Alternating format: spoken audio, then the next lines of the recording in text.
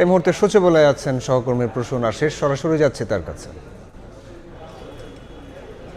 প্রসূন, দেখুন, সরকার গঠনের পর থেকেই মূলত প্রধানমন্ত্রী তারেক রহমান ধারাবাহিকভাবে সচিবালয়ে অফিস করছেন এবং প্রতিদিনেই অনেক ব্যস্ত সময় পার করছেন। সেটি আমরা প্রতিদিনেই যেসব কর্মসূচিগুলো থাকে সেগুলো আমরা জানিয়ে দিচ্ছিলাম এবং আজ 11:15টায় সচিবালয়ে প্রবেশ করেছেন তিনি। এরপর থেকেই বেশ কয়েকটি নির্ধারিত কর্মসূচি ছিল, আমরা বেশ কয়েকটি ইতিমধ্যে হয়েছে সেগুলো জানিয়েছি এর আগে।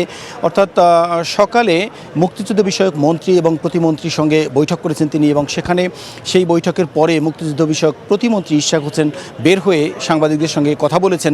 আমরা তার মাধ্যমে যেটি জানতে পেরেছি সেটি হচ্ছে যে জুলাই গণ অভ্যুত্থানে যারা হতাহত হয়েছে সেই পরিবারকে পুনর্বাসন দেওয়ার জন্য তিনি সর্বোচ্চ নির্দেশনা দিয়েছেন এবং সর্বোচ্চ গুরুত্ব দিয়ে সেটি করতে হবে সেই নির্দেশনা দিয়েছেন। এবং জুলাই গণ অভ্যুত্থানে যে হতাহতের তালিকা, সেই তালিকা নিয়েও অনেক অভিযোগ রয়েছে, অর্থাৎ সঠিক তালিকা হয়নি, সেখানে রাজনৈতিক বিবেচনায় অনেককে বাদ দেওয়া হয়েছে, এরকম একটি অভিযোগের প্রেক্ষিতে নির্দেশ দেওয়া হয়েছে যে যাতে কেউ বাদ না পড়ে এবং সেটি ইশরাক হোসেন নিশ্চিত করেছেন যে যাচাই বাছাই করে যারা বাদ পড়েছে তাদেরকে সেখানে অন্তর্ভুক্ত করা হবে। আরেকটি বিষয় যে জুলাই ফাউন্ডেশন তহবিল রয়েছে, সেই তহবিলে কিন্তু অনেক টাকা রয়েছে, এই টাকাটির সদ্ব্যবহার হচ্ছে না বলেও একটি অভিযোগ করেছেন ইশরাক হোসেন এবং তিনি বলেছেন যাতে সদ্ব্যবহার হয় সেই নির্দেশনাও কিন্তু প্রধানমন্ত্রী দিয়েছেন।